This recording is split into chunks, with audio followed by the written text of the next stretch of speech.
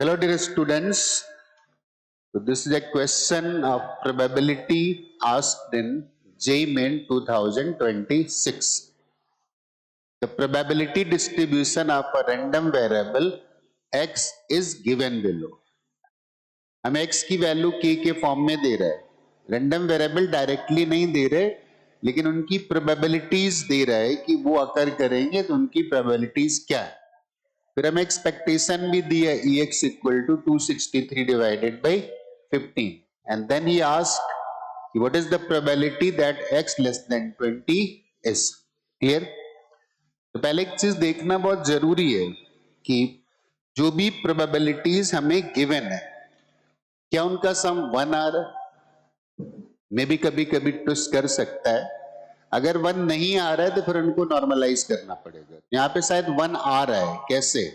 इसको लिख देंगे 3/15. ये 3/15 3 4 6 7 10 12 13 और 15 डिवाइडेड बाई 15.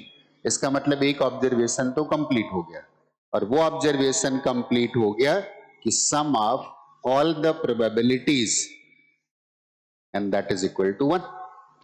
अदरवाइज हमें नॉर्मलाइज करना पड़ता. ठीक है ना. ओके. अब उसने एक्सपेक्टेशन दिया है तो हम इन दोनों से एक्सपेक्टेशन निकाल के इसके इक्वल कर सकते हैं. तो हमें यहां से k की वैल्यू मिल जाएगी, और जैसे k मिलेगा वैसे हमें रैंडम वेरिएबल्स भी मिल जाएंगे. जब रैंडम वेरिएबल मिल जाएंगे तो फिर उसकी प्रोबेबिलिटी भी निकालना आसान होगा. क्लियर. तो एक्सपेक्टेशन निकालेंगे कैसे? Expectation is sigma xi pi pxi pxi and that is equal to expectation.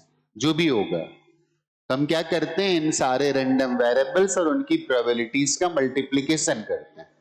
लेकिन चूंकि डेटा काफी ज्यादा है तो बड़े इत्मीनान से सिंपल कैलकुलेशन हो तो पहले से ही प्लान करना पड़ेगा. अब यहाँ पे सारे 7 7 दिख रहे हैं, यहाँ पे 15 5 दिख रहे हैं.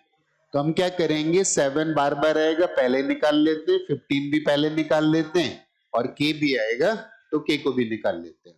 क्लियर. तो सिंपल कैलकुलेशंस करना है तो फिर ऐसे करते हैं. k सब में बाहर आने वाला है, k हम पहले से बाहर निकाल लेंगे, 7 हम सबसे पहले बाहर निकाल लेंगे, और इस साइड से 15 हम पहले ही इस ब्रैकेट के आउटसाइड कर देंगे. फॉर सिंपल कैलकुलेशंस k निकाल चुके हैं, 7 याद था नहीं तो 7 से और मल्टीप्लाई करोगे तो दिस विल बी 28. 15 निकाल चुके होंगे, यहां से 2 आएगा, 28 इंटू 2 दैट विल बी 56. तो पहला टर्म बचेगा कितना, 56. क्लियर. 7k बाई 15 निकाल चुके, यहां से बचेगा 30, तो प्लस 30. क्लियर. तीसरे में आते हैं, 7 15 सब निकल गया तो ये बचा 32 प्लस 2 एंड दैट इज 64. तीसरे टर्म से क्या आ गया, 64 आ गया. फोर्थ वाले टर्म में आते हैं, 7 के आउटसाइड, हाँ यहाँ पे 5 है तो 5 है तो 3 से मल्टीप्लाई करो, 3 से डिवाइड करो, 15 इज आउटसाइड. इधर बचा 3 और इधर बचा 34. तो 3 इंटू 34 विल बी 102. तो दिस विल बी 102. 1 2 3 4 4 का हो गया.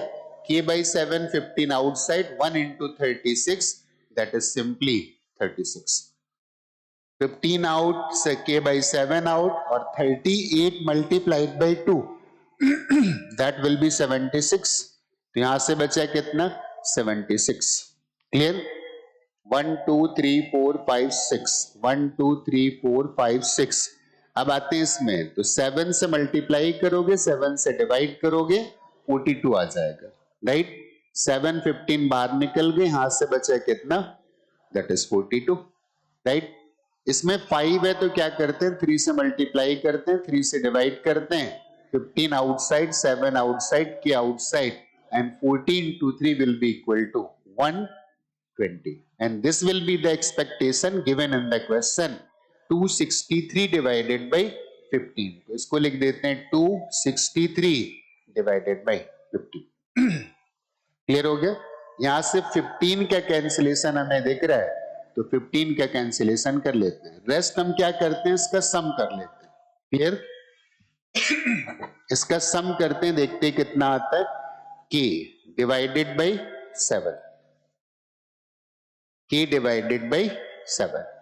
अब इसका सम करना है तो सम कर लेते हैं, काफी बड़ा है यार, ठीक है ना।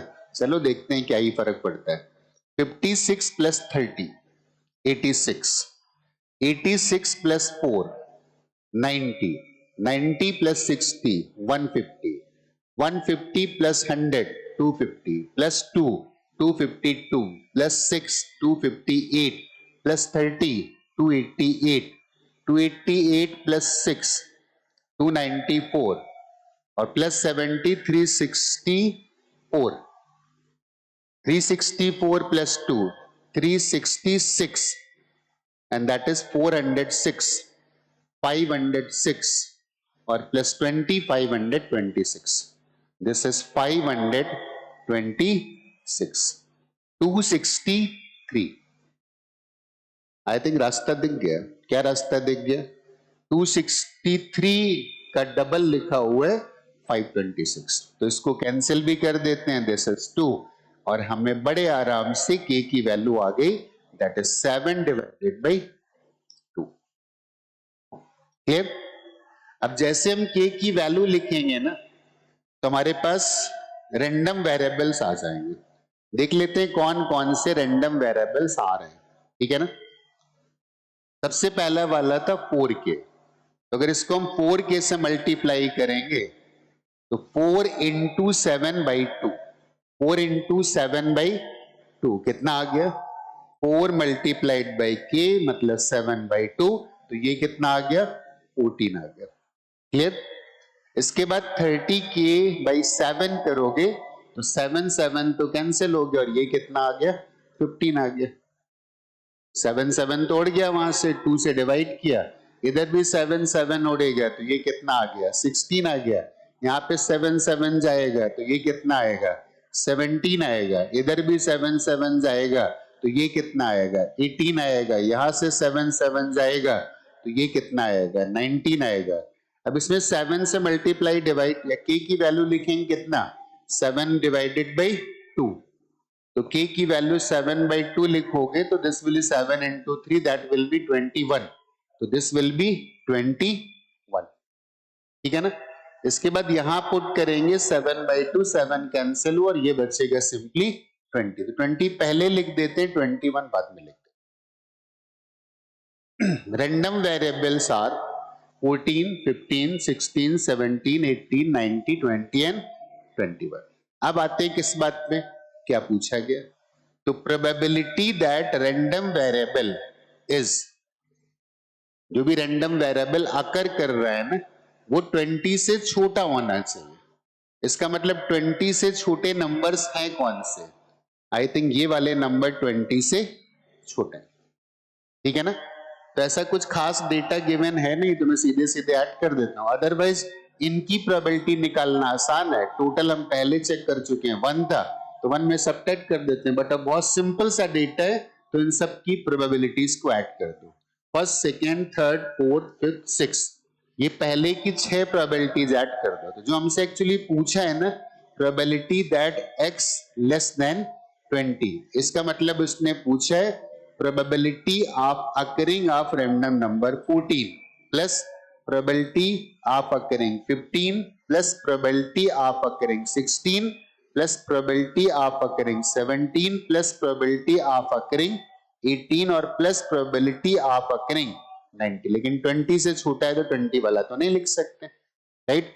इसका मतलब ये सारे ऐड करने 1 2 3 4 5 एंड 6, तो सबके नीचे तो 15 आ रहा था तो 15 लिख देते, ठीक है ना। 3 से मल्टीप्लाई करने के बाद अब यहाँ पे ऐड करेंगे तो क्या आएगा? 2 1 3 2 5 5 3 8 8 1 9 एंड 9 2 11, तो ऊपर कितना आने वाला? 11 आने वाला। इसका मतलब 11 by 15 is our answer. I hope बात समझ में आ गई होगी।